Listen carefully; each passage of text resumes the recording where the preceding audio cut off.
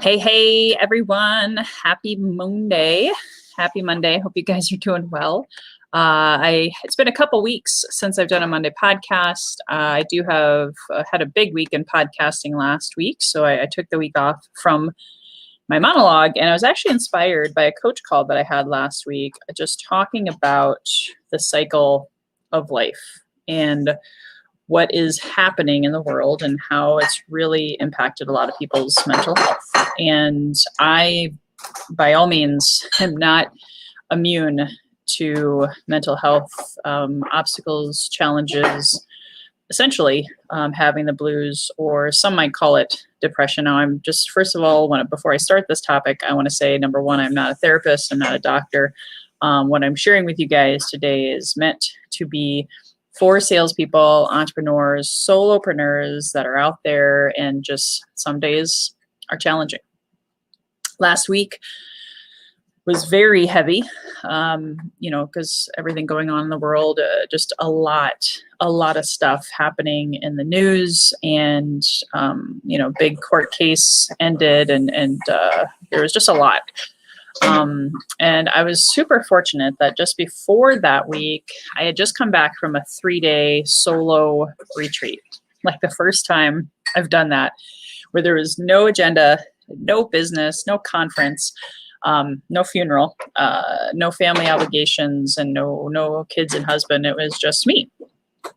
And I cried. I released a lot of emotions. I really got to rest and reflect. And when I came back and just was kind of hit back into the thick of it, right? Because you can't avoid paying your bills most of the time, right? You got to keep going through this thing called life, and business, sales, income, bills, family needs, homeschooling, it just piles up after a while, right? And if you know a little bit of my history, I struggled with some pretty nasty depression, anxiety back in the Great Recession, when I went through a journey of homelessness, and it was really, really at a place of loss, and was grieving a lot of different things at that time. A friend who had committed suicide, being homeless, having my bank accounts cleaned out, all the things. The silver lining from that was I learned and was equipped with a lot of tools, a lot of amazing tools. I understood how important nutrition was, how important meditation was, how important gut health was, hence the name Healthy and Wealthy and Wise. Wasn't just I think I'll call my podcast Healthy and Wealthy and Wise. There's a big, deep story there. So today, I wanted to, after a call that I had with a coach last week who was guiding me through not quote unquote strategies, tactics, and how-tos, but just really having that honest conversation of what do you do when you feel down? What do you feel when you don't feel fulfilled, when you're depressed, when things are just kind of too much for you to take in? How do you keep moving forward? So I will tell you, I'm going to give you 3 tips today, and it's nothing to do, with food, nutrition, even though I do want to impress upon you, it's really important to do your best, right? To eat clean most of the time. I always say the 80-20 rule. 80% of the time you're eating clean. 20% can be naughty, fun, whatever. Obviously, I'm a big fan of meditation. I've had meditation guests on my podcast. All of those things are important. Sleep. Oh my gosh. If you don't get good sleep, anybody who's had a newborn child understands what I'm talking about. They use sleep deprivation as torture, with hostages and third world countries. So it's really, really important. But today I want to talk about things that, in my experience and opinion, are even slightly more important than any of those other things that I said before. And as always, if you guys are tuning in, please don't forget to say where you're tuning in from. If you're inside of my Healthy and Wealthy and Wise Facebook community, feel free to give a shout out where you're tuning in from. Hashtag live hashtag replay. So I want to go ahead, and I'm not going to take too much time, but I want to share with you my 3 key takeaways from this past year through pandemic, through grief, loss, through pivoting, through homeschooling, through can anyone else relate? Anyone out there feel like sometimes your head is spinning and you don't know where to begin? And maybe you felt kind of down. You know, you don't have to be diagnosed with clinical depression to feel sad, right?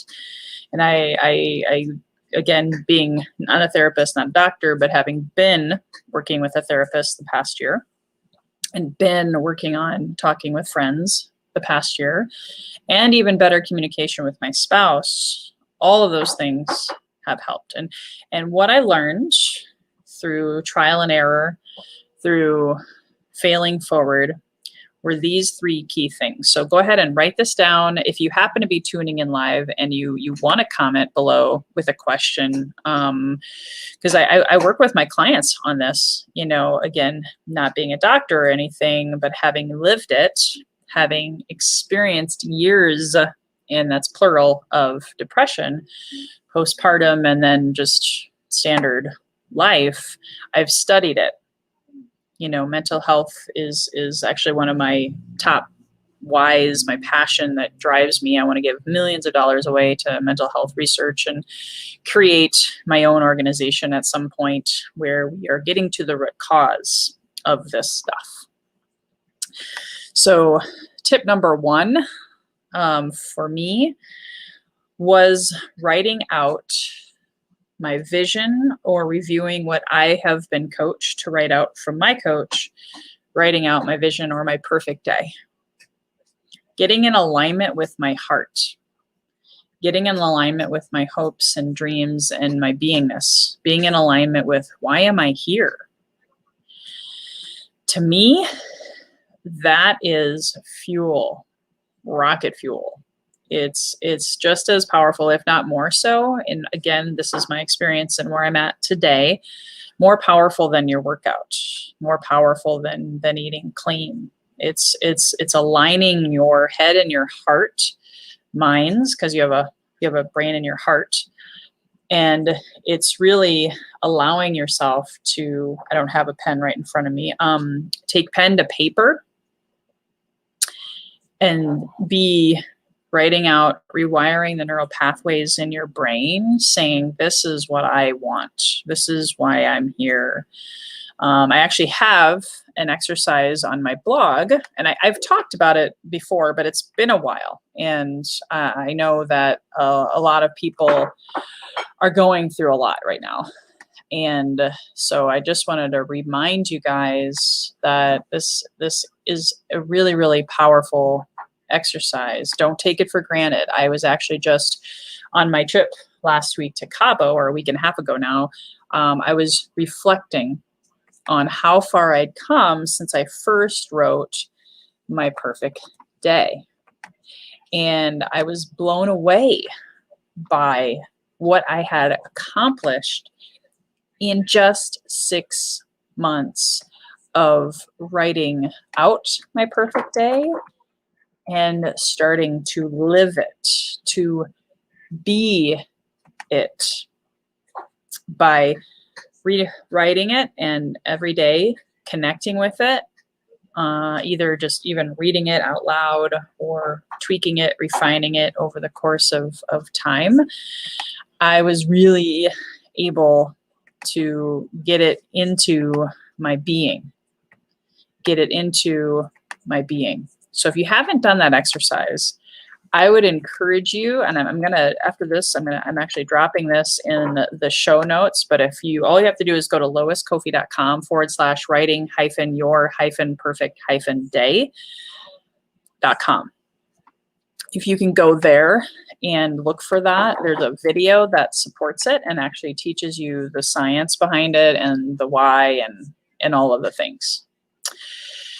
So again, that's tip number 1 of how to either stave off, prevent, or manage you can have, like I have, there's times, especially after loved ones passed, you have this loss of not seeing and hugging people in person, all of those things, right?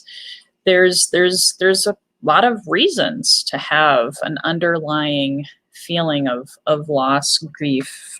Also, you can call it depression, the blues, feeling sad, feeling like you don't have pick up in your get up, or you know what I mean.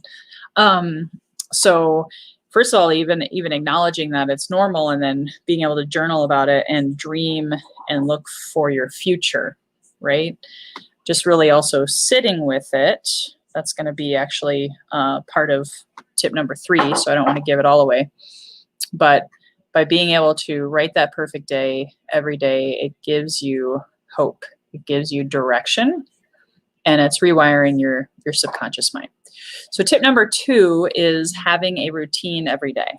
Having what I call the non-negotiables, like first thing in the morning. If you've read the book Miracle Morning, that's great. But sometimes it might even be too much. I say go with very, very, very, very simple things, like getting your lemon water. For me, it's lemon water, apple cider vinegar, deep breathing exercises, and gratitude exercises. I also even have a candle ritual that I light. And, what are those non-negotiables? And then as part of my morning routine, as human beings, we do crave structure to start your day, even if all hell breaks loose by the afternoon or by noon. You want to be able to get your most valuable stuff done at your highest and best productive time. And that for a lot of us, it's in the morning. If it's in the evening for you, great. I was one of those people who could never work out really well in the evening. I could blow it off if I didn't have accountability partners. I got it done first thing in the morning, so it was done.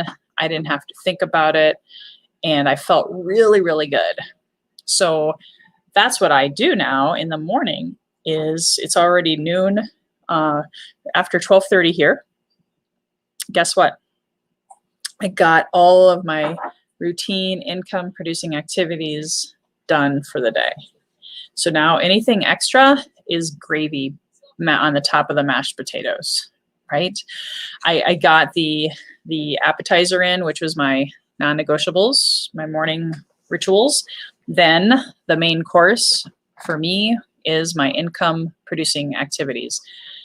That's my routine. On other days, this is Monday, but Tuesday through Friday, I also have my coaching calls with my clients because I'm at my highest and best energy.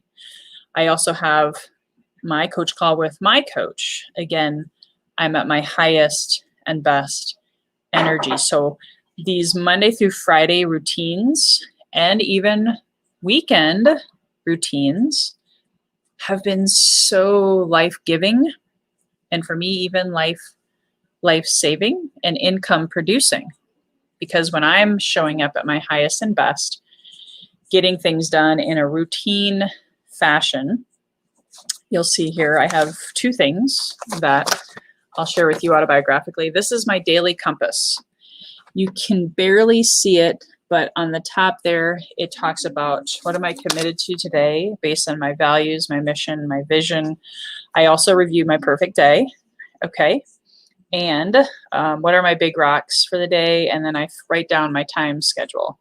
And what am I committed to myself, to my family, to my clients, all of those kinds of things. And I'm not sure why, guys. I apologize. I'm looking really blurry all of a sudden. I don't know what happened to my webcam, but if you're listening to this on iTunes, I probably look better there.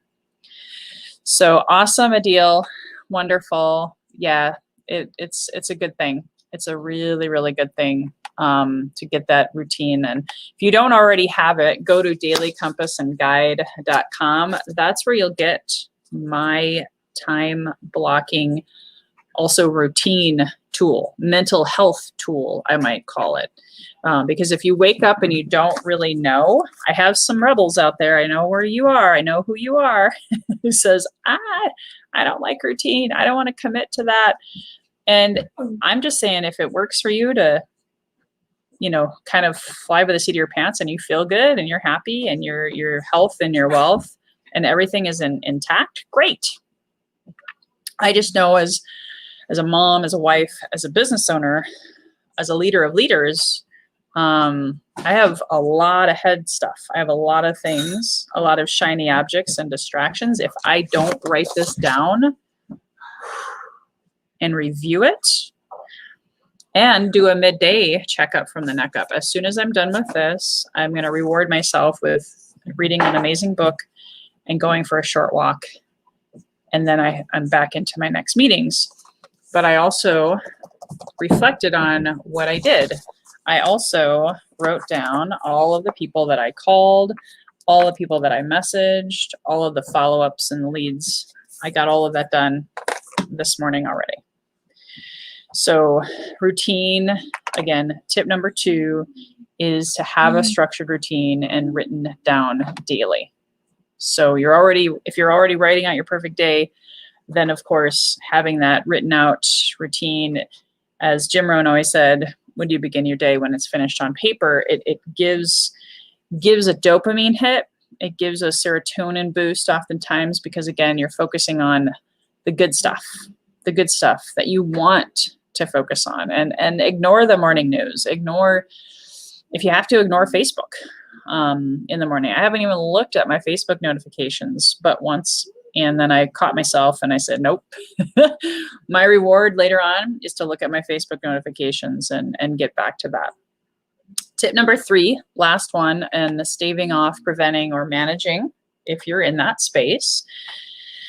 Tip number 3 is probably, could be one of the hardest ones.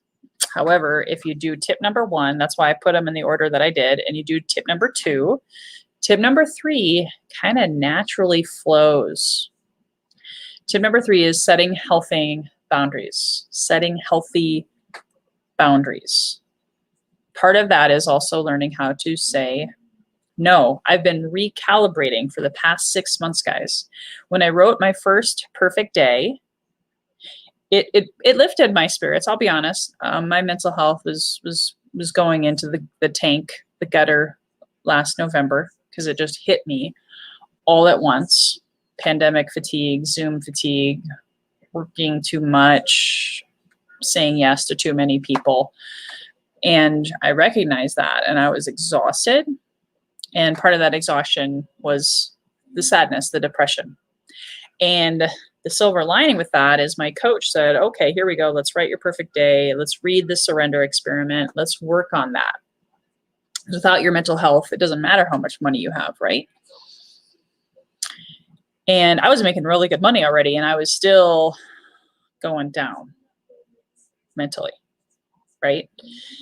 And so ultimately, for the last 6 months, I've been unpacking, getting rid of things, saying no to things. Even the first week in April, I still got rid of 2 things that weren't serving me, that were on my schedule still after 6 months of getting rid of other stuff and other obligations and things that I said yes to when I wasn't really figuring it out, right?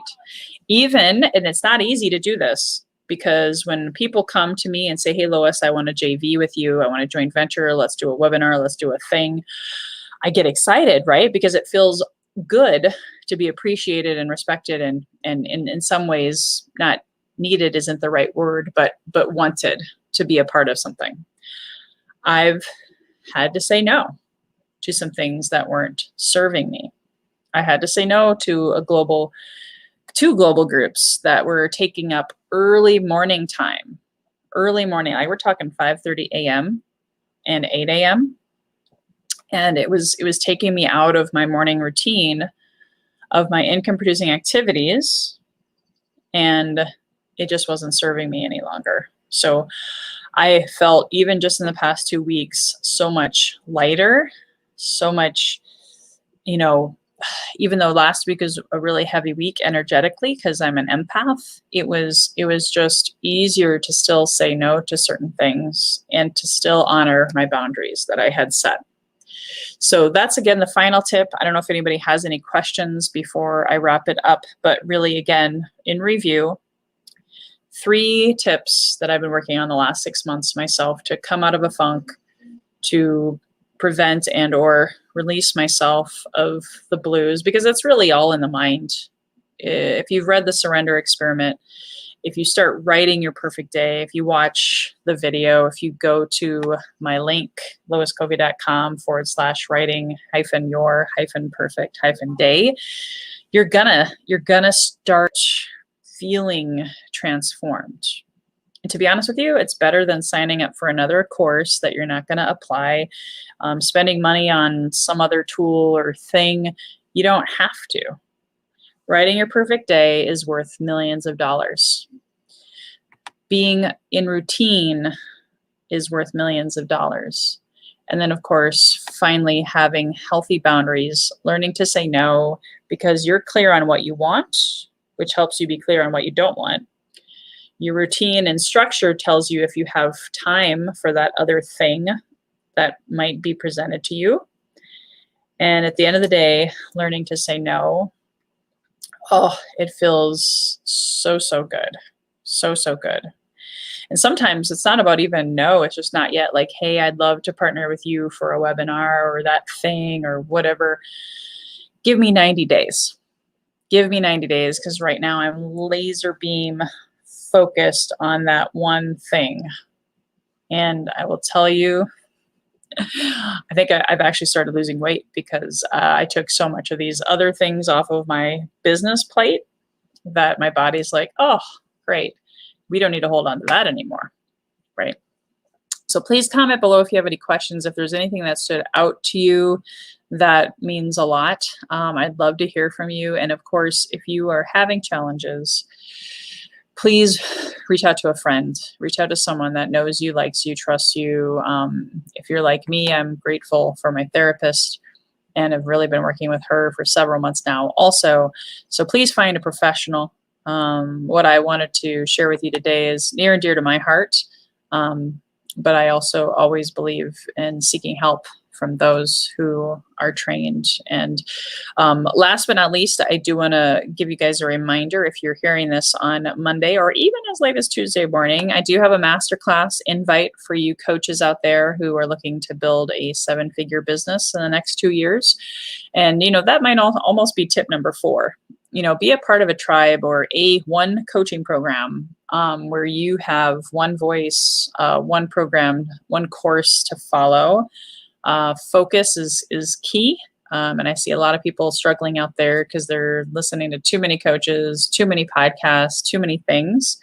So of course, if I can be of service, or if you want to check out this masterclass that I'm partnering with 2 7-figure income mentors in the coaching space, would love to see you there. Until next time, guys, here's to your best health, your best wealth, and your best wisdom. And if you felt you found some value in here today, please hit the share button. Share this in a private message, share this on your timeline, share this in your community. If you're seeing this on YouTube, tweet the YouTube channel link, because you never know who's hurting out there. You never know who's struggling right now that could maybe identify with this message today, because mental health can be a stigma. It can be a topic that most people don't want to talk about. And yet, we're here to get through this thing called life together, as Prince would say. So have a great day. And until next time, here's to your best health, your best wealth, and your best wisdom. Bye-bye for now.